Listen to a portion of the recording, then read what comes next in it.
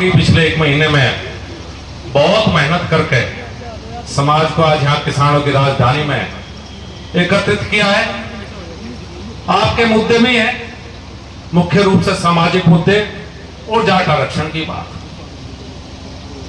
सामाजिक मुद्दों पे तो हमारे खाप चौधरी और समाज के सम्मानित लोग मंच पे बैठे हुए ज्यादा कहेंगे किस मुद्दे पे चलना चाहिए, किस पे चलना नहीं चाहिए।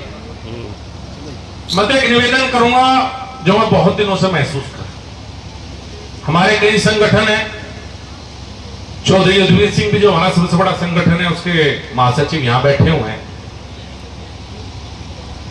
शिक्षा के क्षेत्र में पश्चिम उत्तर प्रदेश में कुछ बेहतर करने की आवश्यकता है और वो भी विशेष रूप से लड़कियों की शिक्षा के लिए।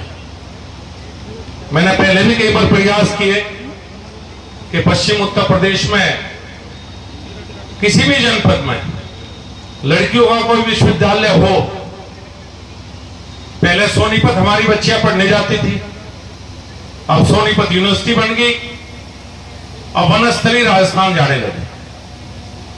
लेकिन कोई भी ऐसी संस्था नहीं है जहां एक किसान जो 5, 10, 15, 20 बीघे का किसान है वो अपनी बच्ची को पढ़ा सके, पढ़ने के लिए भेज सके, जिसका बजट इतना हो कि वहां मुनाफाखोरी ना हो।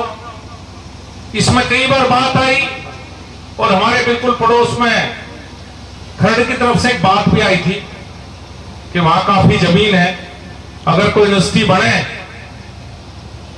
समाज की तरफ से सहयोग होके तो शायद जमीन भी गांव वाले तैयार हो जाएं देने के लिए। तो मेरा तो अनुरोध है, जब सामाजिक मुद्दों की बात ही छिड़ी है तो सबसे बड़ा मुद्दा मेरी नजरों में तो शिक्षा है। शिक्षा से ही आगे बढ़ा जा सकता है, शिक्षा के बिना समाज आगे नहीं बढ़ सकता। हम शिक्षा के क्षेत्र में आगे भी बढ़े, मूल रूप से किसान थे लेकिन व्यापार में भी हमारे कुछ बच्चे बहुत आ गए हैं, शिक्षा के क्षेत्र में भी आ गए हैं। हाँ, राजनीतिक क्षेत्र में जरूर हम थोड़े से कहीं ना कहीं पहले के मुकाबले में पिछड़े हैं।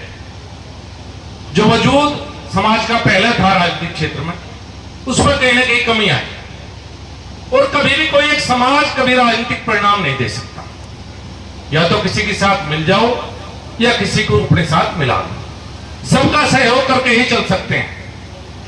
चौलचरण सिंह जो हमारे सबसे बड़े नेता रहे, उनका प्रभाव क्षेत्र भी पूरा उत्तर भारत था और उत्तर प्रदेश में हमारा समाज तो सिर्फ पश्चिम उत्तर प्रदेश में है, लेकिन चौधरी साहब का पूर्वी उत्तर प्रदेश में भी सम्मान पश्चिम से कम नहीं था।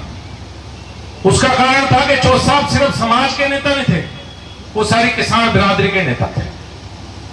जब चौधरी महेंद्र सिंह टिकैत की बात आती है तो वे भी पूरे देश के नेता थे, किसान नेता।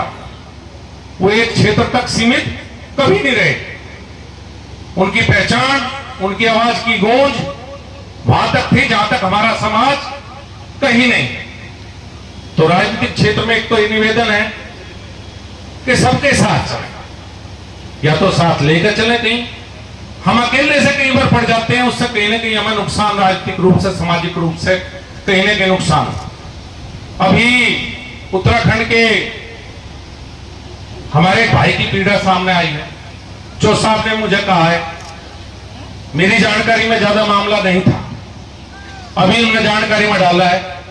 मैं इतना जरूर आश्वस्त उन्हें करता हूं कि मैं उनका फोन नंबर भी लूंगा और आज ही मुख्यमंत्री उत्तराखंड से इस बारे में बात करूंगा। प्रयास पूरा करेंगे कि न्याय मिले उन्हें, न्याय नहीं होने दिया जाएगा। जब सिसोली में आए हैं और कोई बात उठी है तो जिम्मेदारी मैं ले रहा हूं समाज की तरफ से बातचीत की, और मेरी बातचीत फेल हो जाएगी, ऐसा लगेगा कि बातचीत से समस्या का समाधान नहीं हो रहा, तो अध्यक्षता करे चौधरी साहब, और भी समाज के लोग हैं, मैं आपके बीच में बात रखूंगा। भाई बात नहीं बढ़ पाई, नहीं तो पहले एक मौका बातचीत का होना चाहिए आदरणीय मुख्यमंत्री से, पुष्कर धामी जी से मैं इस बारे में स्वयं बात करूंगा।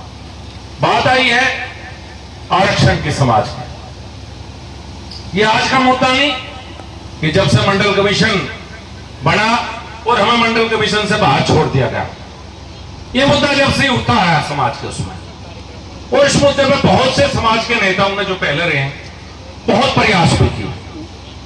अलग अलग प्रदेशों में हमें आरक्षण भी मिला, शायद हरियाणा को छोड़कर ज्यादातर प्रदेशों में हम पिछड़े वर्ग में ही आते हैं। यह लंबा प्रयास हुआ। मेरी जहां भी जिस तरह की जो भी भूमिका रही हो आज तक, जो भी संभव मेरे से प्रयास हुआ, मैंने इसमें प्रयास करने का काम किया। इसके गवाह बहुत से लोग मंच पर मौजूद हैं। मैं ये तो नहीं कह सकता कि मैं अकेला कहां तक क्या कर दिया, लेकिन मेरी रचनात्मक भूमिका रही। मैंने प्रयास किया कि हमारी बात ऊपर सुनी जाए।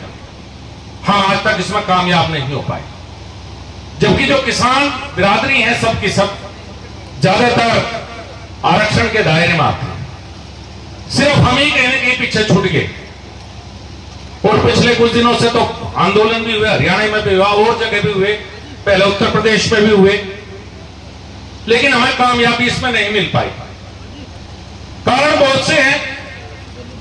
ना दोषारोपण में जाना चाहिए, ना ये कहना चाहिए इसकी कबीर थी इसकी नहीं रही, लेकिन मैं एक बात विश्वास दिलाता हूं, जो भी इसमें आगे बढ़ना चाहता है, जो भी आगे बढ़ोगे, जितनी मेरी सामर्थ्य है, जितनी मेरी ताकत है, मैं हर कदम में आपके साथ खड़ा हूं, आपके खड़ा मिलूंगा। आप सबके पीछे में बिल्कुल किसी कीमत पर नहीं खड़ा मिलूंगा।